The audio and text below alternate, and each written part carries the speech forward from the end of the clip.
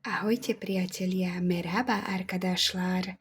Dneska si povieme v našom obľúbenom blogu Turečtina pre radosť z Lucy.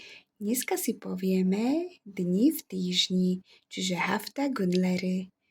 Pondelok, pazartesi, utorok, salı, streda, čaršamba, štvrtok, peršembe, piatok, džuma, sobota, džumartesi, nedeľa, pazar. Zopakujeme si to spolu.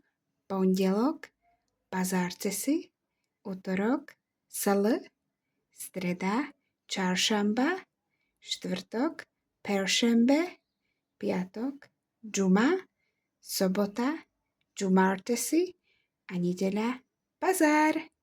To je na dnes všetko, milí priatelia. Ahojte.